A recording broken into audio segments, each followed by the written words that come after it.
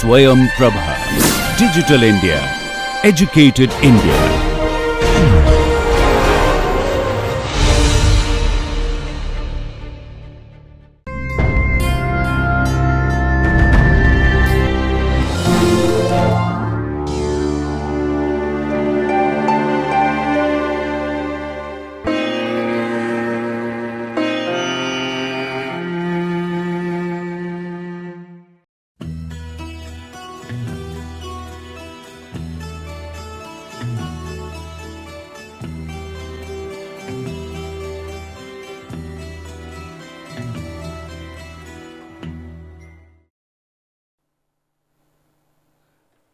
Hello, in this particular session of security analysis and portfolio management, we are going to discuss about a fundamental concepts of risk and return in the investment context.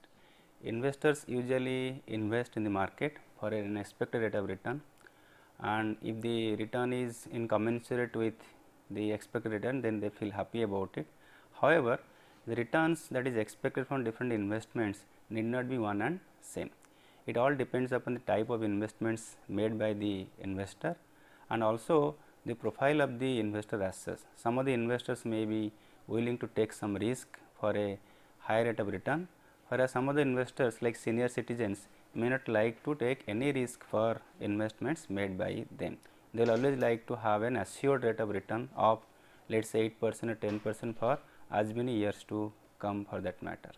So, in this context we are going to discuss about the basic concept of risk and return, and as we proceed we are going to discuss about the basic concept return, how do we measure it, basic concepts of risk, then we are going to talk about sources of risk, from where this risk arises, and we are also going to talk about how do we measure the risk of a particular asset, single asset. When we say asset, we mean only a financial asset. It could be a equity share, it could be a preference share, it could be a bond, it could be a debenture, it could be a short term instrument or long term instrument, whatever for that matter. As different discussion different types of financial instruments, for all the financial assets we can measure risk as well as return. So, coming to the basics of return as such, usually when the investor is expecting or investing in the particular market, he or she is expecting certain return as such, and the return is also known as something like a financial results of the same. So, suppose somebody invest in a particular share and at the end of the year the share may give something in terms of dividend or in terms of the change in the price of the investment as such. So, those combination these two can be taken as a return as such.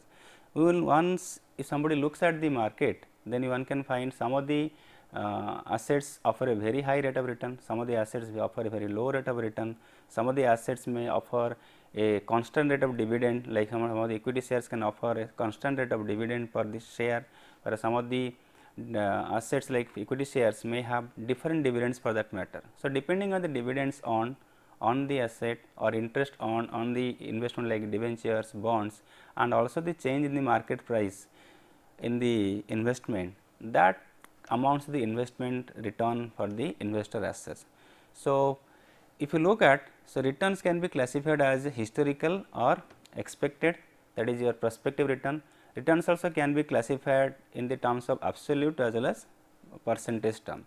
When you say historical return talks about the return that has been there based on the past data. So, past dividend or past interest and past market price change. So, combination of these two will give you the return as such. However, the investment market is more of futuristic in nature. The past information can only give an indication that how it is going to happen in the future.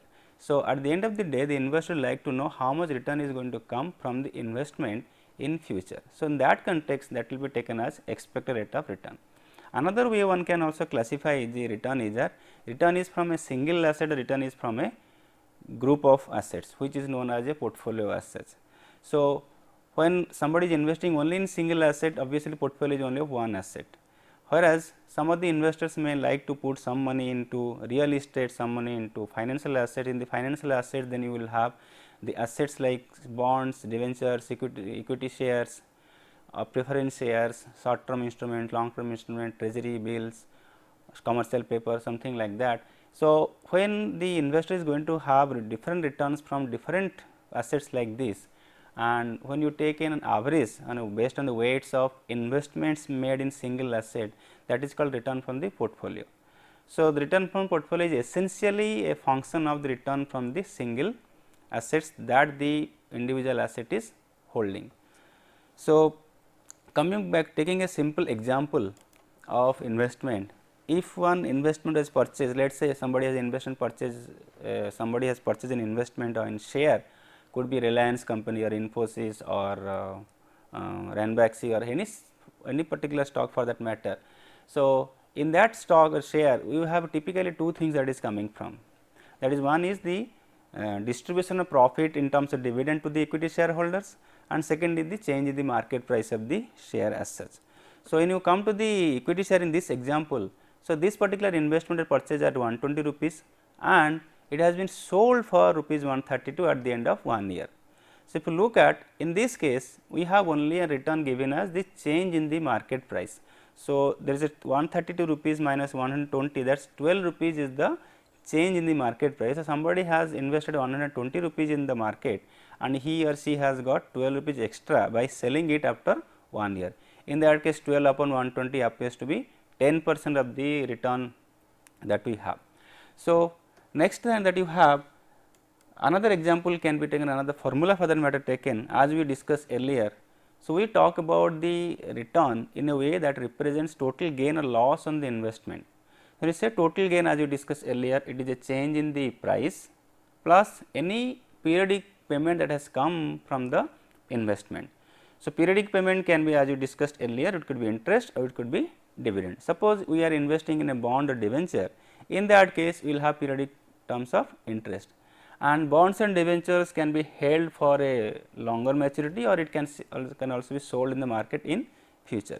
When the sales of the bond takes place, in that case the investor may have something more than what he has invested earlier or may get something less than what he or she has invested earlier. So, the interest component and the change in the price of the bond will be taken as the combined return on the investment that is made in a bond.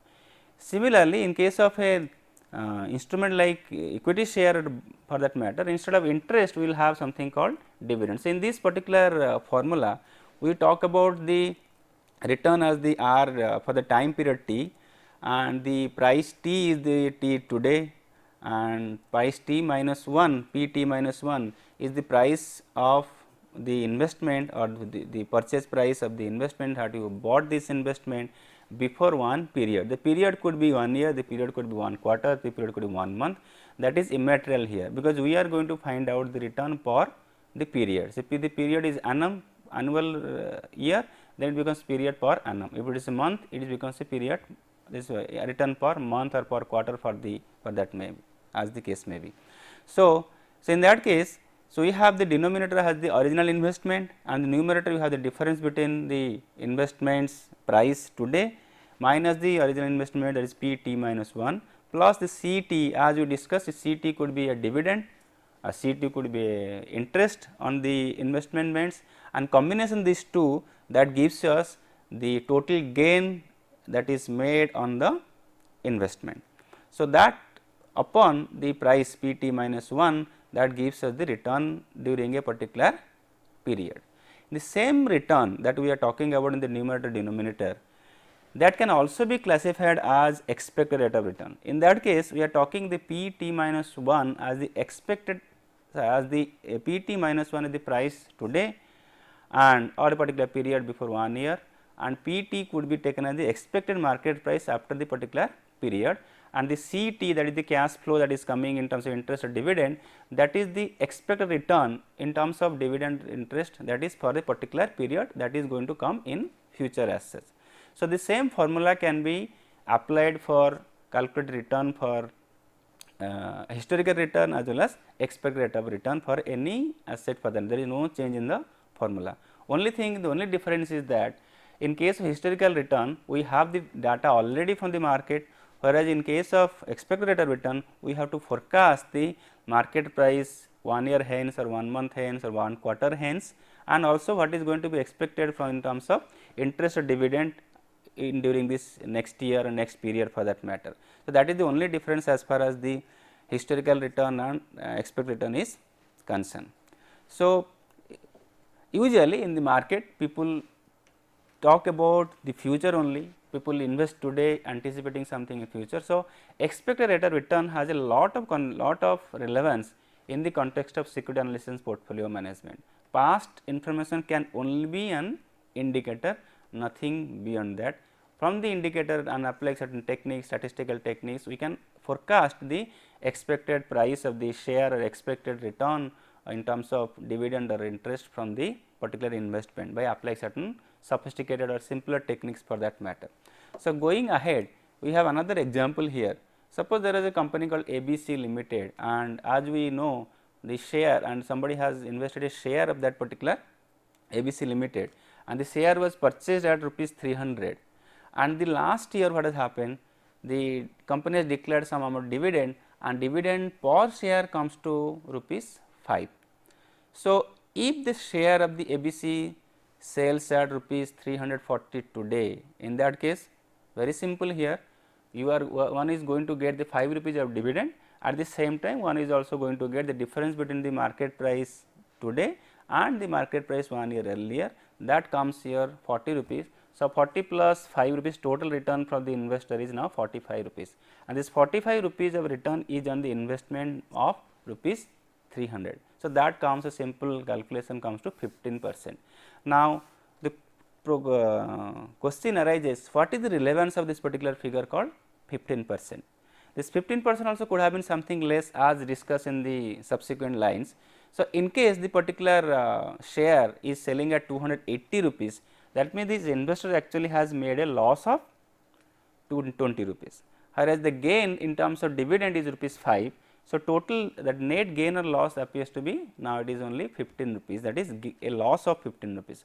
So, loss of 15 rupees upon 300 is come to something like 5% of the investment, that is loss. So, there is a loss of 5% on the investment made by this. So, whether it is a 15% or 5% depends upon the information that we have.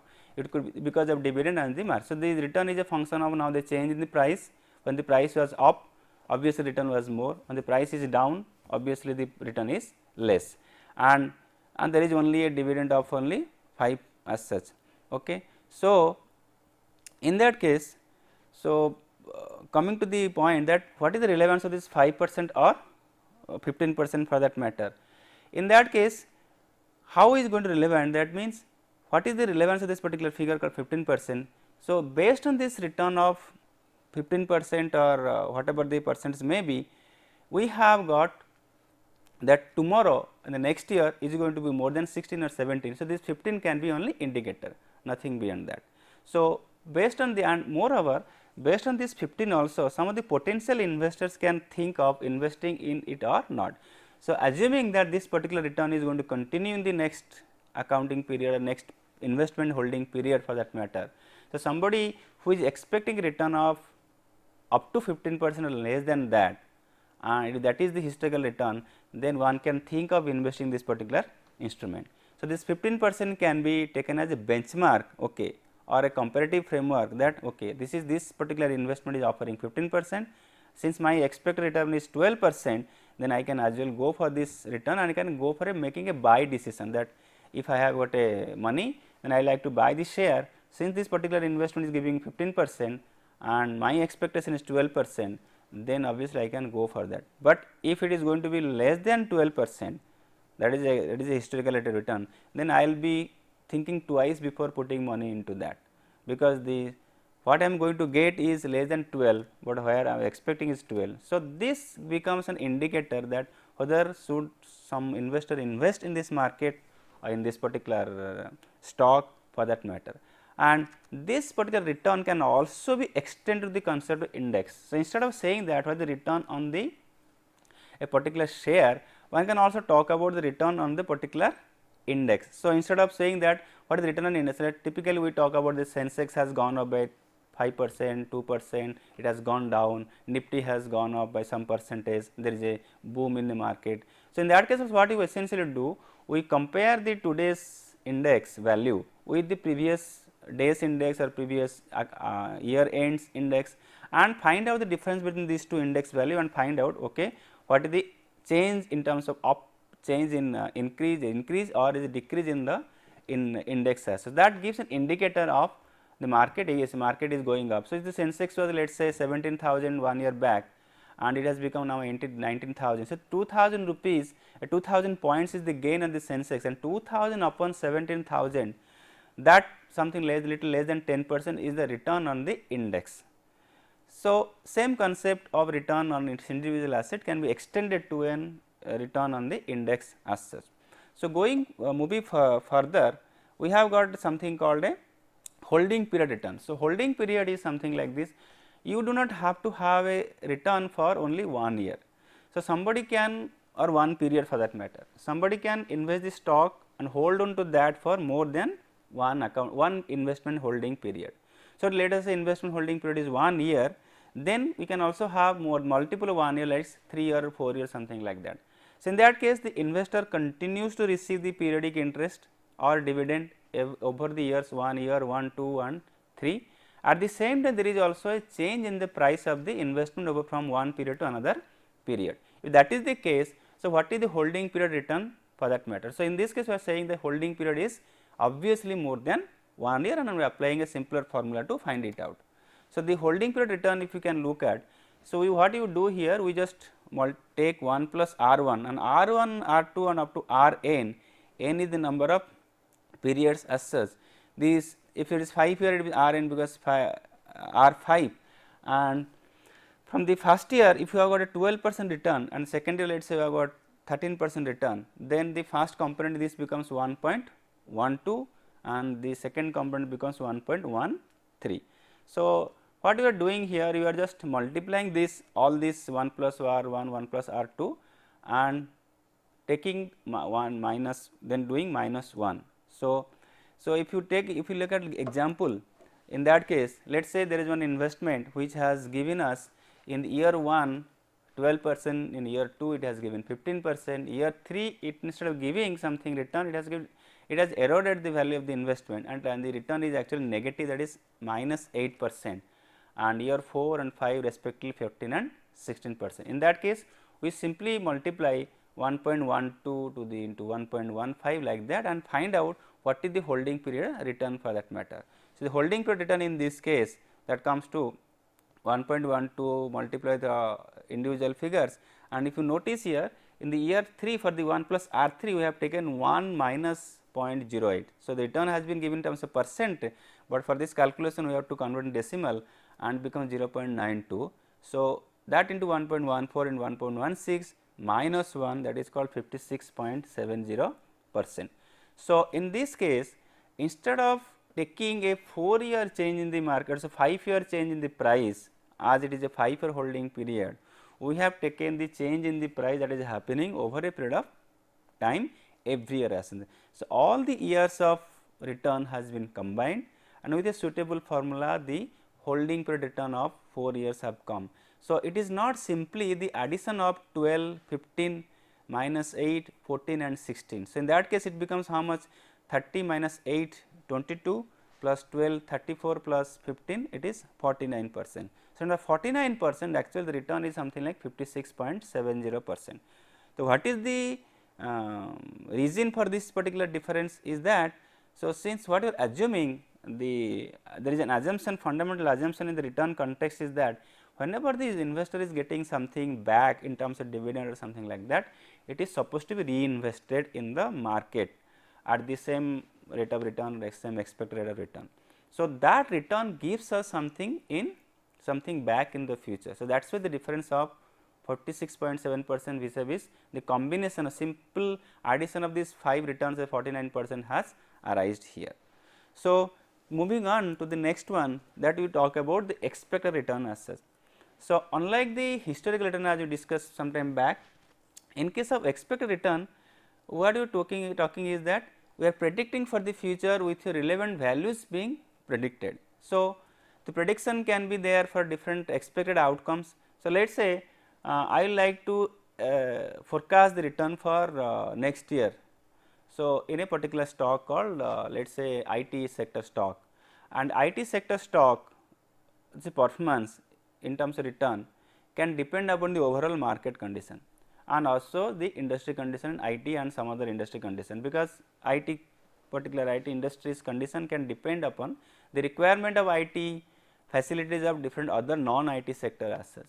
So, looking at that, if I am expecting that the condition the market is going to be very good, then I will say okay, these are the outcomes going to come, the revenue will be going up, profit will be more. So, because of that good condition, the investors like to buy the share at a higher price in some time hence. But if I am expecting the particular market is going to be down, then in that case these sales and profit, everything, all those relevant financial figures are going to be less. In that case, I will be having a less return expected as such. So, one is not sure about what is going to come in future. So, at the end of the day, an investor has to forecast what are the possible outcomes, then zero on certain fixed outcome. Okay, these are the 4 possible, 5 possible outcomes will be there, and under different outcomes this expect return is going to be there. And what is expect return? As we discussed in the previous slides, we have got the same thing, expected change in the price and expected dividend or expected interest, that is the C in the CT in the form of the formula that we discussed some time back. So, that RI is found out for each possible outcome, and for each possible outcome for a particular period we forecast this RI, and we also have to forecast what is the chance of that particular outcome taking place. So, if it is going to recession, how much chance, 20%, 30%, something like that. So, we will have to have forecast the as many outcomes as possible with the time and efforts whatever and the resources available with us and technique available with us, and in that we have to also have the outcomes, then associated probability of occurrence in that particular outcome, then we have something like the return expected in each possible outcome. So, if you look at the particular stock here, so there are 2 shares of A and B, and there are 3 possible conditions are expected. One is a boom condition where the things are going to be very bright for the companies, demand is going to be good for the product, sales is going to be very high. Another is a normal condition, and normal condition means that if whatever condition is there now it is going to repeat, and another is a recessionary condition where the bottom line, the top line of the company in terms of sales, bottom line in terms of profit, operating profit or net profit, all those things are going to be lesser in that case. So, in that condition from the investment A, we are having an expectation like 22% in boom condition, 18% in the normal, and recession condition 14%. Accordingly, we have some 3 different figures for this investment in B company share. So, when you do another calculation, you multiply the respective probability. So, in that case we are finding that 19.2% is the expected return from the stock A, whereas 19.8% is the expected return from the stock B. So, just to emphasize here, the expected return is a function of the probability of occurrence of a particular event or economy in this case, and the rate of return actually estimated in that condition of boom, normal or recession. So, unless we have these 2 sets of figures, we cannot find out what is the expected rate of return. So, if somebody is going to put a money into this market and will choose between A and B, obviously looking at if he rely on this set of figures, obviously the investor is going to go for a return of 19.8%. But if one make a close observation this particular data, that is 22, 18, 14 in one series and 24, 18 and 12 in another series, you will once can see that under the best circumstances the boom condition gives 24% return in B and 22% in A. So, it gives the little higher return in case of B. In normal condition, both the investments options are giving same rate of return. Whereas, recessionary condition, the company B which was giving higher rate of return in boom condition is giving less return compared to company A. That means, this appears that in a recessionary condition company B does bad compared to the company A, whereas in a boom condition company B does better in case of company A. So, instead of looking at the absolute value of 19.8% versus 19.2%, deciding that 19.8% is the better and shall I should always go for investing in that, one may say that no, there is a possibility that this particular there can be 12, the downside could be 12% in case of company B and it could be 14% in case of company A. So, keeping that in mind, somebody may change his opinion, no, I will go for company A, though the company's expected return is something less. So, here we are talking about the particular person may not be willing to take the risk of losing something, which we will discuss in the subsequent slides for that matter.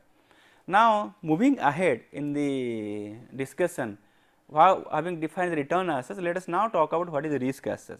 As we discussed, risk is something very much inherent in the market.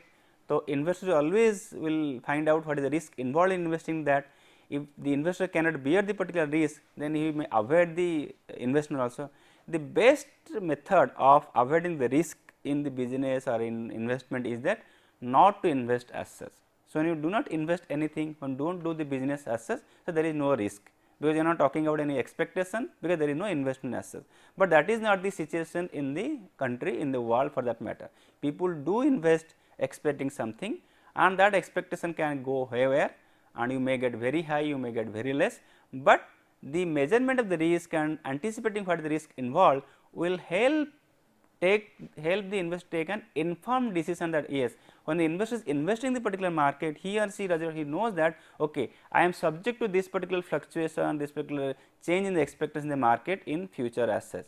So, that has to be there, and what is the we are going to discuss where what is the why this risk arises, why this 12 can be 14 or 16 or 18 for that matter, and why cannot it be something more or something less, and how it is affected by what affects this particular risk as such. So, if you go to the definition of risk as such, it is what happens as we discuss, there is nothing certain in the world, everything is actually uncertain, and only uncertainty actually drives the market. If everything becomes certain in the market, then all the investors come to know about that particular stock or investment is same information, then they are going to price the particular investment at the same price. If the investor A and B or you and me price the particular asset at let us say x rupees, in that case I am not going to buy or sell that share, because you are not going to buy or sell buy from me. So, I can sell because you are expecting it is to be x, I am also expecting to be x. So, in that case since there is no difference in the price that is perceived by two investors, so there will not be any trading that is taking place buying or selling, and there is no buying or selling because we are now certain about the share price, and since we are certain about the share price, I will price at x means you also price at x. In that case, there is no trading takes place, and there is no trading takes place, then your if you plot the particular graph for this particular investment, then if you have a graph like this, and where you have got the time period in the x axis, and you have got the price of a particular security in the y axis, then if everybody is expecting the same price, it is x, then the price will, the line will look like this, because there is no investment, there is no buy and selling of the share. So, the price remains constant, whereas typically in a market any investor will always like that the price of the particular thing fluctuating. So, when there is a fluctuating like this, something like that, that means there could be uncertainty involved, and this type of graph of fluctuation is only appreciated, whereas a straight line in terms of graph, when there is no buying and selling, price is one and same, there is no possibility of gain or loss, is not accepted as such. So, that is why uncertainty is involved, and uncertainty only leads to the price of the particular share or the market fluctuating over a period of time as such. Certainty means it becomes a straight line parallel to x axis, which is never liked by any ordinary investor for that matter. So, moving ahead, so investment is always associated with the certainty, it is uncertain, then it is different, if it is certain it is something different, if it is certain our investment profile is going different, if it is uncertain it is going to be again something different. So, in the context of investment, risk is defined as chance of suffering a loss. So, what is the chance that my money will be lost to some extent? So, that is the risk as its risk need not be that what I am going to get. So, this is ultimately how much I am to lose by investing in this. So, if I am willing to lose something and can bear that, then only I am willing to take a risk. Your risk cannot be only that I am going to take a risk to gain something in the market, risk is in very simpler term in a financial market or any investment parlance is that I am likely to lose this much under worst circumstances, it is going to happen. So, coming to next. So, anything that you have got a greater chance of loss, okay, then that is talking to be more riskier than a any investment that is got lower chance of loss. So, if there is a 10% chance of losing by X% and there is another company where you have got 30% chance of losing by X%, then obviously second company which has got 30% chance of losing is taken as a more riskier and the 10% chance of losing is taken as a less riskier. And risk also can be interchangeably used with the term called uncertainty. Uncertainty is as you discussed in the previous graph for that matter. In this case, we have the fluctuation here. So, on because it is uncertain, you do not know it is going to go up or it is going to come down or again go up or again come down. So, what is going to be expected in environment? So, because uncertainty only this particular investment is price is going up or coming down. So, risk is also associated with this uncertainty involved in this particular trend in the price in the given asset. Now, what is the reason for the risk? What makes this particular graph fluctuate? It is going up or coming down or what is going to be straight line for that matter. There are different types of risks in the market context, in the firm's context for that matter. Some of the risks can be specific to the investment made in the particular company. So, the company specific are also known as firm specific risk. So, firm specific risk can be again classified as two way, that is one is your business risk and second one is your financial risk. So, business risk is something that what is the chance that the sales will take place or sales will not take place. The chance that sales will go up by 30% or sales will come down by 20%, and what is the chance that my expenses will go up or my expense will come down. So, something essentially related with the operating environment, that is the internal environment operating condition of the particular company as such. So, that is the cost structure will change, there will be more fixed cost, there will be more variable cost, something like that, more revenue or less revenue, one particular product may be hyped up or new products may be introduced which will lead to higher sales, will lead to higher margin, all those things can come and there is an uncertainty involved with that, and nobody can say that how much is going to sales taking place in future by 20 by 30% for all certainty. So, there is a chance that sales may go up by 20%, sales may go up also by 30%, sales may eventually come down depending on the market condition. So, if the particular company is selling something like a regular day to day item like grocery items for that matter, in that case vis-a-vis a company which is selling a consumer durable goods. So, company who is selling a grocery item for that matter or for a small kirana store, small store, obviously in those case the demand for the item sold by this particular store is going not to be fluctuating much, because the basic necessity is taken care by this particular store. So, all the people are going to consume almost the same quantity as such. So, in that case this risk that the sales will not go up or something like that is very less compared to a FMCG or compared to for that matter your consumer durable goods, white goods for that matter. So, more number of TVs may not be sold, more number of refrigerators may not be sold. So, in those consumer electronics company, so that can be subject to the vagaries of the market more than a company which is selling day to day consumption items. So, the business risk is essentially related to the type of business this company is into. Depending on that, the business risk could be high or low. Next thing is that, and the business risk also talks about something, there could be something like the company is having a huge establishment like your big market, big bazaars, big shopping complexes for that matter. So, there is a lot of space hired by this particular entity and this space has got a lot of rent to pay. So, whether there is a good footfall is there or less footfall is there, less people visiting or good number of people are visiting this particular establishment, you will always have the fixed cost like rent, the minimum AC condition, that electricity charge for that, the floor, minimum staff is always going to be there. So, in worst condition in the market or best condition market, this condition is going to be fixed. So, having the presence of high fixed costs or fixed cost in the structure of the cost of this particular company or the unit or the product can lead to more risk, because in a very bad condition they can recover the fixed cost and that itself can lead to a loss making proposition for the business. Whereas, if the revenue is more and more, your fixed cost is not going to go up, only variable cost is going to go up. So, the fixed cost gets spread among number of units and the bottom line of the company can improve. So, that is also another source of business risk in any company. Another thing that you have is called the financial risk, and when you say financial risk, it is in terms of the obligation, the financial obligation of the particular company. So, financial obligation something like financial cost, like we have got something that typically there are two different sources of finance for a business. One is the source through debt, that is a loan, the borrowing, and second one is the source through the owner's money or the equity assets. So, as far as the borrowing is concerned compared to the equity assets, in case of borrowing we have a interest payment to be made.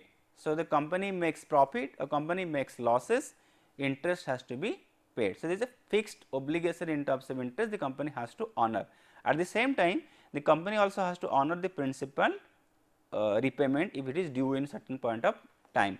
Whereas, in case equity, you do not have any compulsory tag that the equity share must get a particular amount of dividend.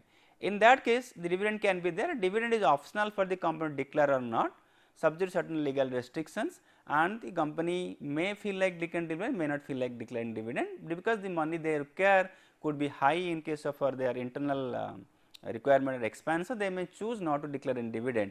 At the same time, there is no obligation for the company that the company is going to give the money back to the equity holders. So, in that case, there is no obligation in case of equity shareholder to give back something to the investor, but there is an obligation for the company towards debt holders or to the creditors who are supplying loan, to bankers who are giving loan, that they must pay an interest. So, what happens in that case, if there is a bad condition in the market and the profit of the company declines, then if there is an interest component which is fixed, the interest component has always to be taken care. So, in a worst condition, bad, good condition, the interest has to be taken from the profit, then you find profit before tax and then find the profit after tax. Whereas, in equity you do not have the reduction in the interest. At the same time, presence of debt can also be good for the company if the company is doing well, because having paid the interest component, then there is no compulsion that you have to pay something more if you are making more profit. So, in a very good condition, the having debt in the particular company is actually good for the company, but in the bad condition having debt is actually not a good thing for the company, but it is, there is no luxury for the company or the management to change the capital structure or the debt equity component and then say that because the market condition is bad, so I will reduce the debt, and market condition good, I will go for more debt. So, the company has to be very careful when you go for more debt or less debt for that matter, and in that case, so the financial risk is going to be higher in the company which has got debt in the capital structure, which leads to something like interest obligation for the company. Then coming to the next type of risk is called investor specific risk. In investor specific risk, we have got something called interest rate risk, liquidity risk and market risk. As far as interest rate risk is concerned, so interest rate risk something like this. So, the investors expected rate of return is a function of the interest rate environment in the market. So, the overall interest rate of the in the market is going up, then your expectation from the investment in the interest in a bond or debenture is also going to be higher. And since you are going to expect more interest in the investment like bond or debenture, and if you are investing in equity share for that matter, you will always expect a little high return that you expect from the debenture. So, underlying condition is that overall market interest condition changes the expected return of the investor assets. So, the interest rate is going to go up or go down, accordingly it is going to, the expected return of the company is also going to change. So, the risk, and at the same time the interest rate fluctuation can also lead to the change in the interest paid by the company. So, because of that there is a risk involved for the investor, and investor may expect more or less depending on the overall interest rate environment. Next thing that you have is called liquidity risk. Liquidity is something in the market is that how well I can sell the share and get the money back, that is the liquidity. Liquidity means converting your investment into cash or converting your financial assets into cash. There may be some category of shares which are highly liquid. You always have market, there is always a buy or sell quote, or there is a ready-made market, you enter the market through the broker, and whenever you want you can buy or you can sell. That is called the liquidity in the market. The share is quite liquid. If you have the share, you can sell for cash, or if you have the cash, you can convert it into a share. But there may be shares where there is no trading taking place. Trading does not take place means for some reason the share is not attractive. Okay. Maybe not a lot number of shares are available in the market for buying and selling. So, in that case there is a liquidity risk. So, the liquidity risk is going to be higher when the company is going to invest in this particular market in that particular share. Obviously, the return is going to be expected to be higher, because the risk involved in this particular instrument is high, because he cannot easily liquidate his or her investment and get the cash back. Then next that you talk is the market risk. Market risk is something which is not in the hand of the investor. Overall market, there is an index like Sensex or Nifty, CNX Nifty for that matter, will go up or come down based on different circumstances, overall government condition, whatever that happens. In that case, there is a market risk involved, and the overall market risk is up. Everybody in the investment market, they feel that the market is going to be more volatile. Obviously, all investors also are likely to feel in that way. So, and that is something risk which is not in the hand of the investor. Then coming to the next category, that is called farm and investor specific risk. So, in farm and investor specific risk, you have got something called which is affecting both the farm as well as the investor as well. So, there is something called event risk. Event risk means there is, let us say, there is some big accident that takes place, likely to happen or something, it is taking place, a fire that takes place, or the top management of the company is running into some legal trouble as such. So, this particular risk is some event specific, and this event specific risk is not related to any other company or any other share for that matter. This is only specific to this particular company, where the expectation of the investor is affected, as well as the performance of the company is also accepted. So, that is called the event risk, and if for any reason there is likelihood of this, because it is very difficult to predict such things going to happen, but somebody can also capture based on the past history, can say okay, such things can happen in the case of this particular company, then one can actually account for that. The next that you have is called the exchange rate risk. So, exchange rate is something which is nothing but the fluctuation in the forex rate, let us say, and for which type of company it is going to be affecting more. The companies which are having in their cost structure something which is dollar denominated or euro denominated or a pound sterling denominated items as such. So, if the company is depending on the foreign currency, whether for the incurring of expenses or for the revenue for that matter, there could be so many companies where there is no expense in terms of foreign currency, but there is only revenue in terms of foreign currency. So, if you look back, we will find that some of the IT sector companies, they showed a less amount of profit and sales, because the overall forex market, the rupee has been Indian rupee in the compared to dollar had become stronger, and the realization from each dollar was actually less.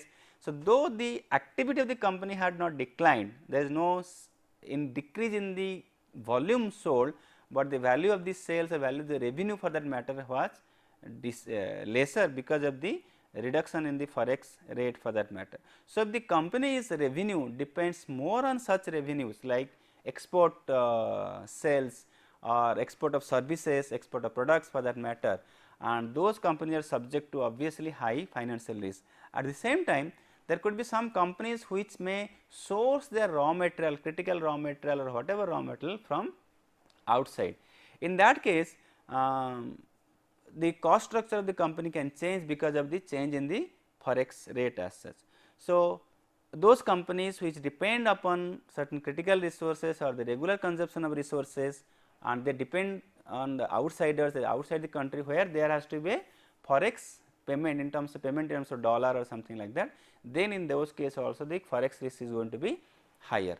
Next thing that you have is called the purchasing power risk. The purchasing power risk is nothing but the risk in the price level of in the economy, so something like inflation risk as such. So, if the companies can change their revenue and everything can change commensurate with the price level, then nothing like it. So, the price level risk or purchasing power risk is actually arrested, because you could change the market price or product based on the inflation or whatever is taking place. If the companies cannot do that, then it becomes a bigger problem as such. So, the company's ability to change its sales, to change the cost in relation with the general movement, the price level, if that is there, that company becomes actually little riskier, otherwise it company becomes more riskier. Then next thing that you have is called the tax risk, and tax risk means the government may suddenly declare that a particular sector of the economy is going to be taxed at this particular rate. Possibly this particular company may be in a sunrise sector or an export processing zone or export oriented undertaking, which was not subject to any tax, or there is an incentive for that company that there is no tax to be charged, corporate tax is going to be charged, and in that case if the company is going to be subject to tax because of new law or new notification of the government of the country as such, then in that case the risk is actually higher, because now the company is going to pay tax, or even if the tax was there, there is a possibility that the overall tax rate, corporate tax may change, what is now let us say around 30%, it may become 35% or it may become 25%. So, the expected change, typically in this case upward change in the tax rate can be, if there is something like that is expected, then it is more riskier for the company as such. And then having said that these are the different sources of risk for any company for that matter, in the context of investments we do classify the risk into two types, that is called systematic risk and non-systematic risk. When you say systematic risk, that risk is something which you cannot diversify or which you cannot reduce. Okay. Whereas, unsystematic risk is something called unique risk, otherwise known as unique risk or the diversifiable risk. This unique risk is something which is unique to the particular investment, the share or bond, whatever that may be. That means, I can avoid this particular unique risk by possibly not investing in that. So, I do not have any unique risk. Okay. Whereas, in case of systematic risk or diversifiable non-diversifiable risk, in that case you have got something which you cannot diversify. When you say diversification, diversification is something like reducing the risk by having more financial assets in the portfolio you have. So, if you have got a more riskier asset, then instead of putting all 100 rupees in the riskier asset, you can put maybe 60 rupees in the riskier asset and 40 rupees in the non-riskier asset. So, in that case the overall risk of the portfolio of 100 rupees is going to come down, but there may be some risk which is non-diversifiable, which is a function of something like a market, which is not in the hand of the investor. However, diversification you make, that risk cannot be reduced, it is specific to the market. If the market is up, then your share price may be up, because share price could be fluctuation of the market index as such. So, you cannot do anything about, because that is not in the hand of the company as such. Whereas, like something like we talked in the previous in the first point, that is your business risk and financial risk, in that talked about those business risk and financial risk of a particular company is something like a non-systematic or diversifiable risk. So, possibly the company itself can change, or I can change from one company to another company. Even if I change from one company to another company my investment, my systematic risk is not going to reduce as such. So, when you discuss in the context of portfolio, the portfolio theory that we are going to discuss, it will be discussed in subsequent sessions of security analysis portfolio management. We essentially talk about reduction of the risk through having a portfolio, and the reduction of risk is something like reduction of the non-systematic risk, systematic risk is not being reduced. So, these are the common sources of risk that we have discussed. Now, moving on to the next part, as an investor is concerned, there are different types of investors, that is your theoretically you have a risk neutral investor, you have a risk averse investor, and you also have a risk seeking investor. Risk neutral investor is somebody who does not bother about the fluctuation, he does not bother about the risk involved in that. Quite unlikely you will find some people who does not bother about risk. While risk averse is somebody who is actually not will take that much risk or relatively less risk, he actually tried to avoid the risk. Okay. So, in that case he will always look for a higher return from the investment for any risk taken. So, the per unit risk taken, the return that is expected by risk averse investor is going to be higher as such. For the risk seeking investor, he is the person who is always going to take risk, though the return expected could be less, but he is still willing to take the risk as such. But having said that, it is a risk neutral, risk averse, risk seeking people. By default, investor are risk averse. Only the relativity of risk averseness can be differing from you to me or you to someone else, but by default we will always be risk averse. We may become a risk taker up to certain level of investments.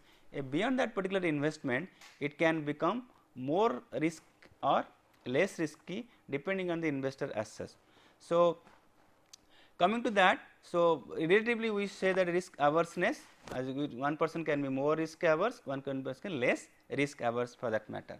Moving on to the next one, if you look at a particular this graph here, you have a two stock called stock A and stock B, and in this case you see the return that you have the ranging from -20 to +50. So, and the return variation, this if you look at normal curve that is plotted here, you have something that is more flat. So, obviously, compared to stock A, compared to stock B is more riskier, is flat, it is more flat, or stock A is actually less riskier, because the variation can be from 0 to something like maybe possibly 20 or 30%, but not like 50%.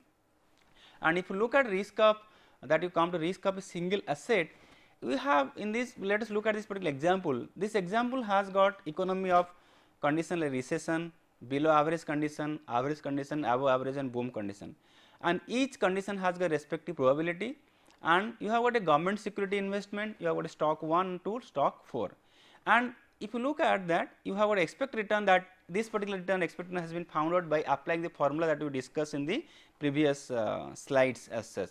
Okay. And in that we see here the expected return for different investments like 8% in case of GSEC, 17.4% in stock A, and like that 15% in case of stock 4. So, depending on the expected return for different conditions, we have got the expected return for the different stocks, that is expected by applying the particular formula. So, if you look at that particular chart, in that you find that the recession, the recession condition or a good condition or a bad condition, the government security has got the same rate of return expected. So, there is no risk involved, irrespective condition the return is same. Whereas, in case stock 1 to till 4, we find the stocks which has got different returns based on different circumstances. It is not constant like your treasury bill for that matter. So, stock 1 if you look at, it moves more or less along with the economy. The economy is down, the stock return is less, economy is up, the stock market, the stock return is actually higher. Okay, stock 2, it is something, it is opposite direction, where the return is good in the condition is good in the market, the return is good, sorry bad, whereas the condition is bad in the market, the stock gives more return. So, the second stock is called negatively correlated to the market, or the first stock is called positively correlated to the market. Then the coming to measuring the risk of a particular instrument, if you look at GSEC, the fast measurement, the simpler measure of risk is the range. Range is something like, if you have got expected return, like in the case of the previous table, the expected return for stock 1 is -22 in one extreme and +50 in another extreme. So, the difference between -22 and +50, that is around 72%, that is the range of that means return, it can fluctuate from -22 to +50%. So, that way the range between the two extreme items, the lowest one and the highest one in the expected outcome. So, that is 72%, 48%, 55%, 56%. So, looking at this particular table, we feel the stock 1 is the highest risky, where the GSEC has no difference in the return, it has got 0% range, because the highest is 8 and lowest is also 8%. So, relatively you can say the stock 2 is little less riskier than stock 1, and obviously then stock 3 and stock 4, the category will be first one is 72% stock 1, then stock 4, then stock 3, stock 2. But this is a very crude or simpler measure for that matter, it is not a very scientific or mathematically sound measure. So, for the mathematical sound measure, we do apply in technique called standard deviation or variance. So, variance, as we know, variance is nothing but the square of the standard deviation, or standard deviation is the square root of variance. So, how do you find out the variance? In that case, the standard deviation or variance for that matter, it is what we are doing here, we are taking the difference between the expected return that we calculated in the table at the end of the table as such, like for that you have got 17.4% in case stock 1, and then you did and found out the difference and then square that and multiply the expected probability that particular thing happening. Then summation of these all those items gives us the variance, and when you take the square root of that, that gives you now the standard deviation. So, if you look at in this stock 1, what you took in the first possible case you have minus 22%, whereas the expected return is 17.4%. So, take the difference between minus 22 and 17.4, square it and multiply the 0.10 and do that for all possible outcomes, and the standard deviation of this when adding all these figures and taking the square root of this particular thing, that is doing that 1 by 2 is the power there, that is called 20.0%. Similarly, when you look at the standard deviation is coming to 0% and 20%, stock 2 is 13.4%, stock 3 is 18.8% and stock 4 is 15.3%. So, if you look at in this case the stock 1 appears to be the highest risk, whereas stock 3 is the next highest risk and stock 4 the next higher risk and stock 2 is the next highest. So, among the stocks that is or stocks or shares available, the stock 2 appears the least risky instrument when the risk is measured in terms of standard deviation or variance for that matter. Whereas, government security, since there is no fluctuation in the expected value, so there is obviously the risk is actually 0%. So, this is the way one can find out the standard deviation and find the risk as such, and one can as well extend this particular concept of risk and return to finding out the risk in the context of portfolio, which one can discuss in the case of portfolio theory. And if it is return and the portfolio is concerned, then in that case we have the weightage of the different investments made 20%, 30%, whatever that may be, multiply the weights with the respective returns of different securities and then combine them and find the return. And for portfolio return we have a different portfolio risk, we have a different formula which can be discussed in subsequent sessions. Thank you.